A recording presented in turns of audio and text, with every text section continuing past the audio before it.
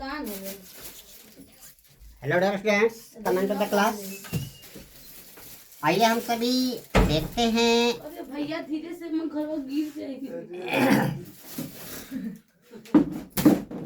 Huygens का द्वितीयक तरंगिकाओं का सिद्धांत। हाइगेंस का द्वितीयक तरंगिकाओं का 20 तारीख है ना था 21 होगा 21 है का सिद्धांत। क्या है, किसी को मिस करना है क्या? हाइगेंस ने आज 21 है। किसी माध्यम में कितना दिन है? तरंगों के 20 है बात बंद करो। 20 है। हाइगेंस ने किसी माध्यम में तरंगों के संचरण के संबंध में एक सिद्धांत दिया। किसी माध्यम में तरंगों के संचरण, और तरंगों के संचरण के लिए किसी माध्यम की जरूरत होती है, तो हाइगेंस ने एक भारहीन माध्यम की कल्पना की, जिसको क्या नाम दिया था? ईथर नाम दिया था। ठीक है। हाइगेंस ने किसी माध्यम में तरंगों के संचरण के संबंध में एक सिद्धांत दिया,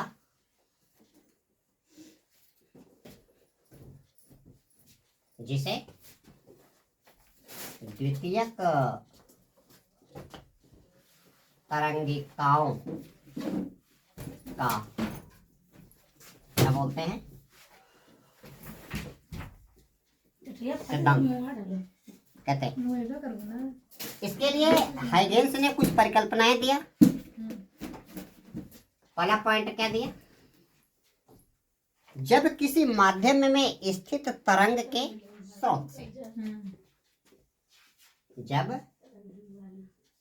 किसी माध्यम में स्थित तरंग के स्रोत से क्या चलती हैं? तरंगें उत्सर्जित होती हैं। तरंगें क्या होती हैं? किसी स्रोत से तरंगें उत्सर्जित होती हैं, तो उस स्रोत के चारों ओर जो माध्यम के कण होते हैं क्या करने लगते हैं? कंपन करने लगते हैं। तो उस स्रोत के चारों ओर स्थित माध्यम के कण कंपन करने लगते हैं। एज फॉर एग्जाम्पल, ये आपका स्रोत, ठीक है, और यहां से एक तरंग क्या करेगी? प्रोपेगेट होगी। तो इसके चारों तरफ जो भी कण हैं वो क्या करेंगे? कंपन करते हैं, ऊपर नीचे डिफ्लेक्शन करेंगे, और वहां से क्या उत्पन्न होती है? तरंगाग्र उत्पन्न होती है, तथा स्रोत से चारों ओर क्या उत्पन्न होती है? तरंगाग्र, वेव फ्रंट उत्पन्न होती है। तरंगाग्र किसे कहते हैं? तरंग के संचरण के लंबवत दिशा में समान कला में रहने वाले बिंदु, ठीक है। तो तरंग के संचरण के लंबवत समान कला में कंपन करने वाले बिंदुओं के समुच्चय को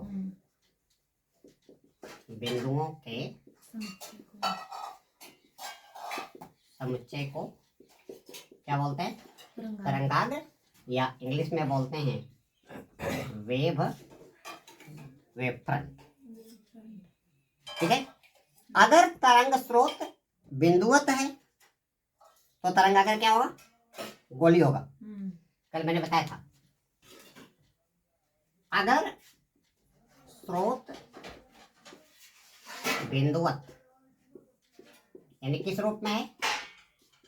पॉइंट के रूप में हो तो तरंगाग्र आपका क्या होगा? गोली। स्रोत से काफी दूर जाने पे, काफी दूर जाने पे तरंगाग्र का आकार क्या हो जाता है? समतल। समतल यानी क्या हो जाता है? प्लेन हो जाता है। अगर स्रोत क्या हो? बेलनाकार हो। अगर तरंग स्रोत क्या हो? बेलनाकार हो तो तरंगाग्र का आकार क्या होता है? सिलेंड्रिकल होता है, बेलनाकार होता है।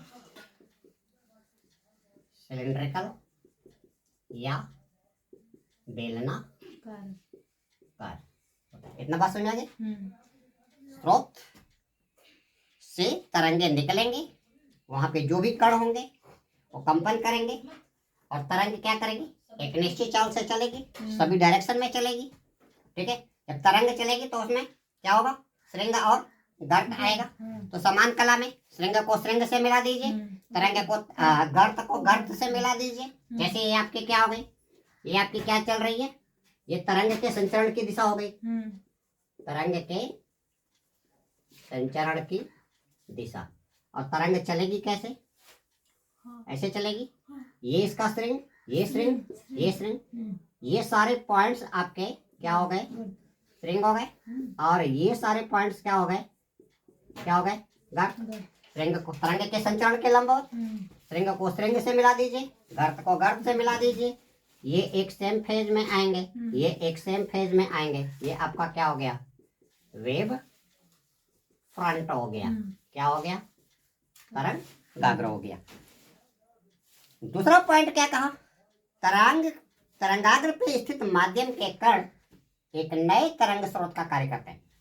यहां से देखो सेकेंडरी वेवलेट्स की पॉइंट स्टार्ट हो रही है। तरंगाग्र पे स्थित पॉइंट नंबर 2, तरंगाग्र पर स्थित माध्यम के कण एक नए तरंग स्रोत के रूप में क्या करते हैं? कार्य करते हैं। जहां से नई तरंगिकाएं है ना उत्पन्न होती हैं, जहां से नई तरंगे उत्पन्न होती हैं, इन नई तरंगों को क्या बोलते हैं? द्वितीयक तरंगिकाएं। तरंगिकाएं या क्या कहा जाता है? सेकेंडरी वेवलेट्स कहते हैं। ठीक है। अब आप बाई इसको फिगर समझिए।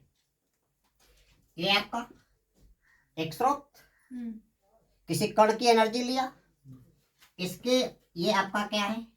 ये आपका है तरंग स्रोत। ये इसके पास स्थित क्या है? माध्यम के कण है। ये क्या करेंगे? ये कंपन करेंगे। ये कण कंपन करेगा, ये कण कंपन करेगा।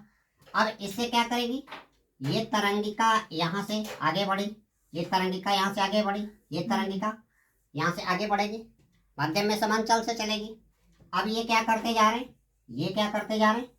कंपन करते जा रहे हैं। ये क्या कर रहे हैं? कंपन करते जा रहे हैं।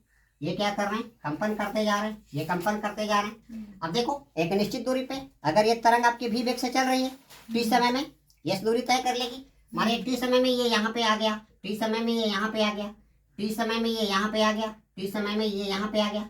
तो समान कला में स्थित बिंदुओं को श्रृंग से आपने मिला दिया। ये क्या कर दिया?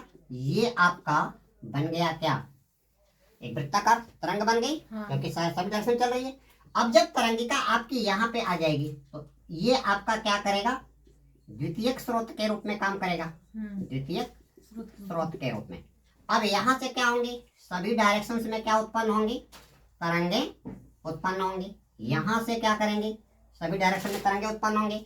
अब ये क्या करेगा, ये यहाँ से कंपन लेगा, ये यहाँ से इस तरह कंपन लेगा, ये यहाँ से क्या करेगा, अगर ये आगे बढ़ रहा है तो इस तरह कंपन लेगा। अब इनके समान कला में रहने वाले पॉइंट्स को आप क्या कर दीजिए, मिला दीजिए, तो आपकी क्या उत्पन्न हो गई, द्वितीयक तरंगिका उत्पन्न हो गई। ठीक है, तो हाइगेंस ने यही सिद्धांत दिया था, जब ये तरंगे माध्यम में चलती हैं तो जो तरंगाग्र पे कोई पॉइंट होगा वो नए स्रोत के रूप में काम करेगा और उस स्रोत से क्या करेंगी, नई नई तरंगे उत्पन्न होंगी, जिसके कारण आपकी पानी में पत्थर फेंकने पे ये वृत्ताकार एरियाज बनती चली जाती हैं। किसके कारण, द्वितीयक तरंगिकाओं के कारण। और जैसे ही स्रोत से आप दूर जाओगे, दूर जाने पे इसकी आकार क्या होती जाती है, बढ़ती जाती है। आकार क्या होती जाएगी, समतल होती जाएगी। और दूर जाने पे क्या हो जाएगी, प्लेन हो जाएगी। ठीक है, तो दोस्तों इस वीडियो लिंक में इतना ही। अगले वीडियो लिंक में हम लोग हाइगेंस के द्वितीयक तरंगाओं के सिद्धांत के आधार पे तरंगों के परावर्तन की व्याख्या करेंगे। और परावर्तन आप लोग जानते ही हो क्या होता है, जब प्रकाश किसी चिकने तल से या पालिशदार सतह से टकरा करके वापस उसी माध्यम में लौटता है तो इसको परावर्तन बोलते हैं। और परावर्तन की क्रिया में क्या होता है, आपतन कोण का मान परावर्तन कोण के मान के बराबर होता है। दूसरा हम लोग व्याख्या करेंगे अपवर्तन की। क्या कहा, जब एक तरंग या प्रकाश एक माध्यम से दूसरे माध्यम में जाता है तो दूसरे माध्यम में जाने पर अपने मूल रास्ते से क्या हो जाता है, विचलित जाता है, जिसके लिए स्नेल का नियम लगाएंगे। और किन्हीं दो माध्यमों के लिए, पहले माध्यम में आपतन कोण की साइन थीटा, बटे दूसरे माध्यम में अपवर्तन कोण की साइन थीटा का अनुपात एक कांस्टेंट आता है, यानी 1n2 इक्वल टू साइन आई बटे साइन आर। ठीक है, इक्वल टू क्या होता है, p1/b2 इक्वल टू क्या होता है, λ1/λ2। और ये आप लोग देखोगे एक माध्यम से दूसरे माध्यम में जाती है तो तरंग की आवृत्ति यानी फ्रीक्वेंसी, या प्रकाश एक माध्यम से दूसरे माध्यम में जा रहा है तो उसकी आवृत्ति चेंज नहीं होगी। तो दोस्तों आप मुझसे जुड़े रहिए। Very shortly I will release my next video link that will be related on the above topics. Thanks.